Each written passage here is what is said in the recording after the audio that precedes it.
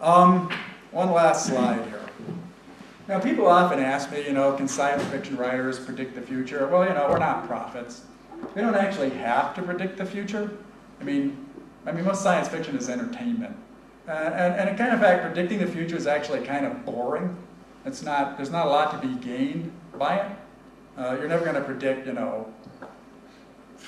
don't know, you can't predict social events with enough fine-grained detail to go out and make yourself instantly rich. But it's not impossible to study change drivers and hit on interesting things. This is done by a French satirical cartoonist. It's in his very famous work of the 20th century. You can see down here in the corner that this cartoon was drawn in 1883, which is something like 50 years before the invention of television. This is a French family sitting on a couch watching television on a flat screen in HD TV proportions. And they're Muslim terrorists.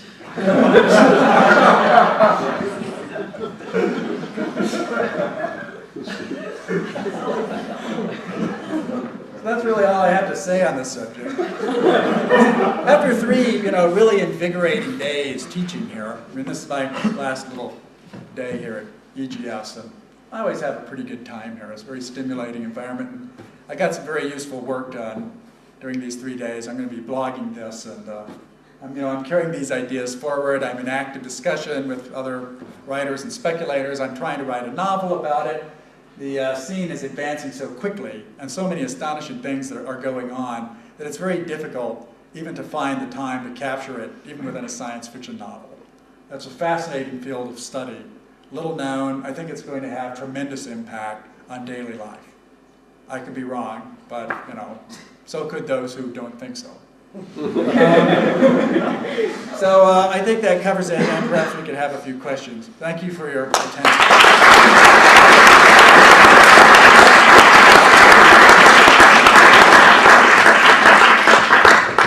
I like your talk tonight much better than 2 years ago, so thank you for... It's good of you to have me back despite that. Right. No, that is, I'm generous.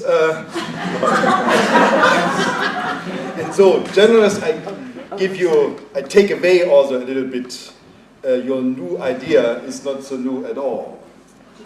Because the philosophers, after the poets, are the ones who probably finds this first, and everything you told me us now today, you can find in Gilles Deleuze' The Fold. Yeah.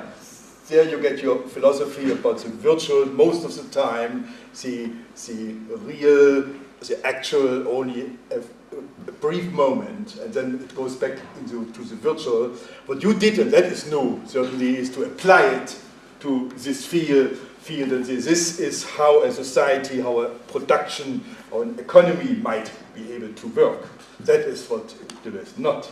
Yeah, well, I'm not making any great claims for my own originality. But did you read the book, actually? I have read some Deleuze. I read about as much of Thousand Plateaus as a guy whose first language isn't French should be allowed to choke down. The Fold is only 120 pages long. Subtitle is Leibniz and the Baroque. But I think that is one of the most important books you can ever read, and we have not done so. Fortunately, I don't have here one. Give it to you. Well, luckily he's dead, so I don't think he'll take a personal resentment. No. We are, as philosophers, we are always very happy. It's not in our world, the origin or the credit does not matter. We always work with others and so on. It's not really the point. These ideas exist in reality. If I've contributed anything, it's in the notion of converging them, and that they might have something to do with sustainability problems. I think that's something of a contribution to the discourse. I'm not sure that it actually gets anywhere. It's easy to posit a version of this in which people simply forget about sustainability and simply saturate the world with rusty steel fabrics. This could mean our doom. And it also has intense Orwellian problems, as my friend and colleague Catherine Albert points out in exquisite detail. That would be the book I would recommend first. Second, actually, you ought to read Simpson Garfinkel's book on RFID, just so you actually know what you're talking about technically. But Catherine's book is the nightmare scenario. This is an extremely powerful technology. It ranks with GMOs and nuclear in its capacity for abuse. On the other hand, our problems are really severe. And reading Deleuze is not going to bail us out. Oh, no. It's not going to bail us out. He's not going to put snow back on your mountains. Sorry. No. It's not like that. My point is that you cannot think without a philosopher thought at first. You see, and you are a good example. You might not have read the book, but many other people have done it. And that's why these ideas flow, and like much as you are a Kantian thinker in many ways without knowing it. Well, okay, but you don't want to. In the air. There wouldn't be so many right. synonyms of what I'm talking about if there weren't a lot of people kind of semi-independently discovering this. It's like lots of schools of thought, and I would love to see some philosophical. I'd love to see guys, I'd love to see some philosophers just fabbing the living daylights out of stuff. I actually think they have a lot to offer in this. I think there's severe ethical difficulties with the technology that some clear critical thinking can do a lot for. Yeah, it's very weird and strange to see a major technological breakthrough dictated by Walmart and the Pentagon. Generally, things come from small labs and then diffuse. This is something that's come from sort of the top of the food chain, RFID in particular, and it was done almost secretly. It hasn't really been brought into public discourse. It has a lot of aspects that have not been illuminated. People who are capable of some clarity of thought ought to be getting into this, and they should not all be techies. This is like too important to be left to the logisticians. But the logicians would be handy. I wonder, Bruce, when you will have the time to think about it, because you're always speaking. You are not listening.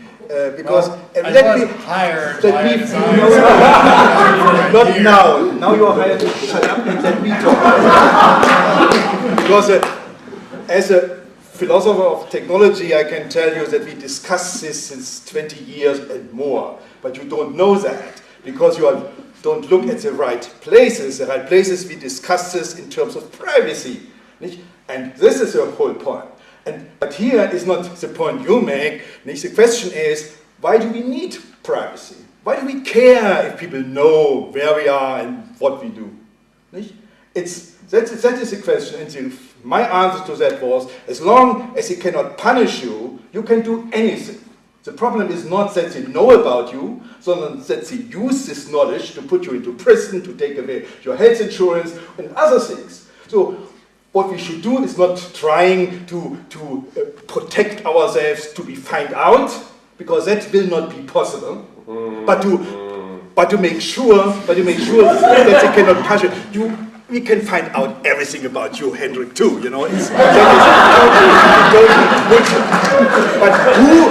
which institution has the power to punish us? This is what we have to interrupt. It's one answer to that, but we have a lot of discussion about that. It's not that we have not paid attention to it. This new technology makes it only more urgent to talk about it. In this respect, I totally agree with you.